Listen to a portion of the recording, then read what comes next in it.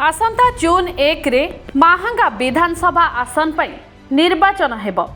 ए अवसर में 5T अध्यक्ष तथा बीजेडी नेता भिके पांड्यान महांगा विधायक प्रताप जेना सभापतित्व में आयोजित एक जनसभा को संबोधित करी जोरदार प्रचार करिसेंती।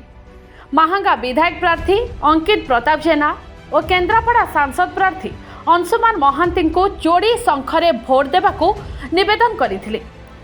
कार्तिकेय पांड्यान को भव्य स्वागत करा जायथिला।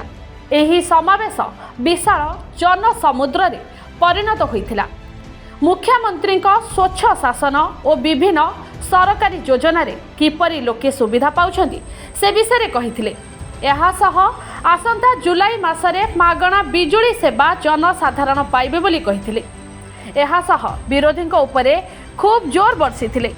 केंद्र सरकार जातीय राजपथ ठारू आरंभ करी विभिन्न प्रकार योजना रे फेल मारुछंती।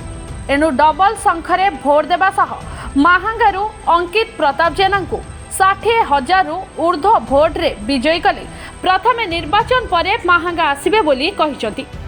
शेषरे श्री पांड्यान कहिले कि विरोधी जेते षडयंत्र कले भी प्रताप जेनांकर किछि करि परिबेनी।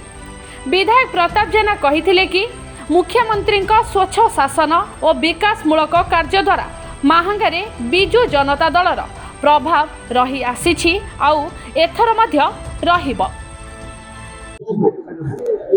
आज महांगा ब्लॉक रो कुआपाड़ ठारे होइथिबा बिजु जनता दलर समावेश जोथि कि रूपांतरीकरण माननीय मुख्यमंत्री श्रीयुक्त नवीन पट्टनायक आशीर्वाद और निर्देश रे ओडिशा रो जे रूपांतरीकरण करूचंती श्री कार्तिक पांड्यान से सभा रे जोग दैथिले एवं आपण माने मते निश्चित भाव रे कथा को देखिथिबे अनुभव करथिबे अद्भुतपूर्ण भाव रे आज रे सभा सफल होईची एवं हजार हजार संख्या रे महांगावासी एटी उपस्थित रही कि बिजु जनता दल को आशीर्वाद करिसंती। बिजु जनता दल प्रार्थी मान को आशीर्वाद करिसंती एवं सहयोग हाथ बढ़ाई।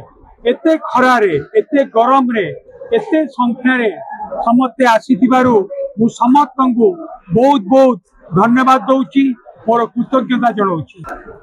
देखंतु बिजु जनता दल ऑलरेडी प्रभावित एक अच्छी आमर प्रिय नेता माननीय मुख्यमंत्री श्रीयुक्त नवीन पट्टनायक प्रेरणा रे प्रेरित है।